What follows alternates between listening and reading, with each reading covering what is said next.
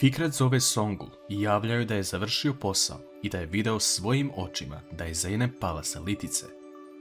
Songul je drago i odmah sa osmehom govori Čemre da napravi kafu kako bi proslavila to što se otarasila Zeynep.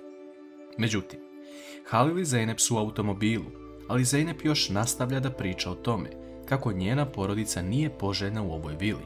Halil tada izgubi koncentraciju i slučajno zakači liniju na putu, ali srećom zakoči na vrijeme. On ne može da dokaže Zeynep da on želi da porodica Slanli ostane.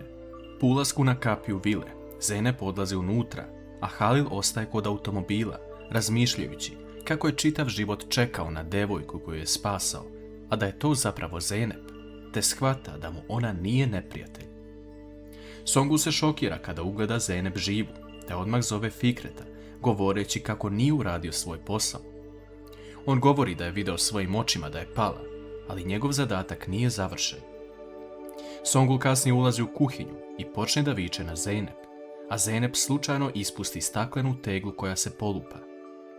Ona krene da kupi staklo, ali tu se pojavljuje Halil koji zaustavlja ovo, te se pobrine za Zeynep. Zeynep govori da je samo radila svoj posao, ali onda je došla Songul i počela da viče na nju. Vidimo situaciju gdje Gulhan želi da ima bebu sa Tekinom. Tekinova vest predstavlja veliki problem jer je on tu samo zbog novca i uticaja, jer on ima svoju goru stranu. On će na svaki način pokušati da se izvuče iz ove situacije, pa govori Gulhan da možda ne bi trebali imati bebu pod ovakvim okruženjem, jer su svi nervozni i u svojim problemima.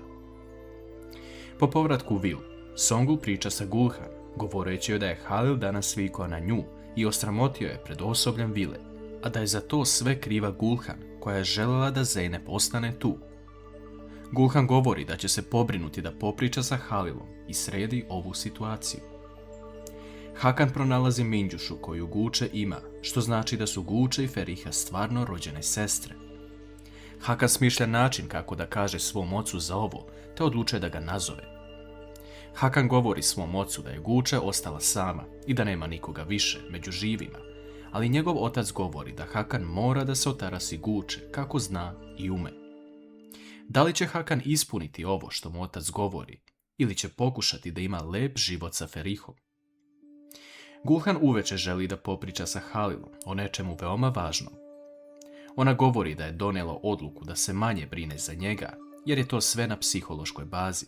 Jedina stvar na koju bi ona voljela da Halil obrati pažnju je Zeynep, jer vidi da nešto postoji između njih i da se brine za Halila, jer je Zeynep takva osoba koja upada stalno u nevolje. Sutradan Hakan dobija poziv i naređenje od oca da uradi ono što mu je rekao, inače će on doći i završiti sa svim.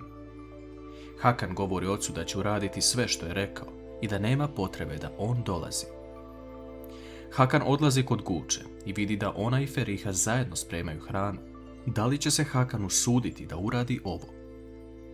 Eren donosi jedno pismo upućeno Halilu, ali ne zna o čemu se radi. U tom pismu se Halilu obraća sin čovjeka koji je bio u zatvoru sa Halilovim ocem, te mu šalje jednu svesku u kojoj je Halilov otac pisao misli dok je bio u zatvoru. Halil čita sa suzama sve što je njegov otac napisao, ali ugleda jednu rečenicu gdje piše da kada izađe iz zatvora, svi će zažaliti što su im radili, a oni će izgraditi sebi miran dom. Halil odmah izlazi iz vile i odlazi na grob svog oca i majke. Halil plače i obećava ocu da će ispuniti ono zbog čega je došao i izvinjava mu se što je spasio devojku koja potiče iz te porodice.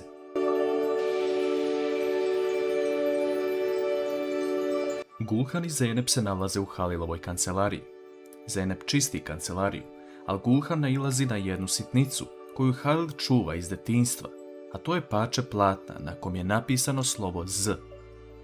Gulhan uzima platno i stavlja ga u džep, razmišljajući zašto je Halil bacio nešto što je čuvao čitav svoj život. Halil se ubrzo vraća u kancelariju, a Zeynep ga pita gdje je tako ishitreno izašao i da li želi da mu donese nešto da pojede, jer je sigurno gladan. Halil govori da ne želi ništa i da ima mnogo posla da radi. Nešto kasnije vidimo scenu gdje Halil prođe pored Zeynep, ne okrećući se ka njoj, ali Zeynep tada srce počne ubrzano da kuca kao da je osjetila neku emociju prema Halilu. S druge strane, Hakan gleda u Gulče i Ferihu kako se lepo slažu i odlučuje da ne dovrši svoj zadatak. Jusuf se pojavljuje iza njega i pita ga da zajedno jedu kao porodica, na šta Hakan pristane. Za porodičnim ručkom Nevin govori da na početku nije baš voljela Hakana, ali da je sada svima prirastao srcu. Hakan se nasmeje, govoreći da je on osoba koja se zavoli posle dugo vremena, ali u njegovoj glavi su misli kako da reši ovu situaciju sa ocem i Gulče. Nešto kasnije, Zeynep dobija poziv od bake malog Alija, kod kog su Halil i Zeynep bili kako bi im dali poklone. Zeynep dobija vest da se Ali izgubio i da ne mogu da ga nađu. Zeynep to prenosi Halilu, a njih dvoje zajedno izlaze kako bi pomogli siromašnoj porodici. Vest da su Halil i Zeynep zajedno dolazi do Songul, koja ne može ovo da podnese tek tako.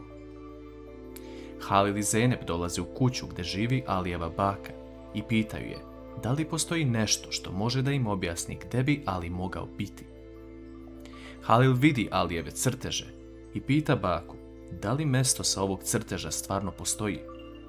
Ona govori da postoji i objašnjava im gdje tačno. Hakan shvata da je najbolje da prenese cijelu situaciju Jusufu jer mu veruje da je dobar momak koji će razumeti stvari. Hakan i Jusuf pričaju o tome kako se Hakan promenio i nije osoba kao pre. Ali također Hakan navodi jednu jako bitnu stvar. Naime, Hakan je otkrio da su Gulče i Feriha sestre i prenosi sada to Jusufu.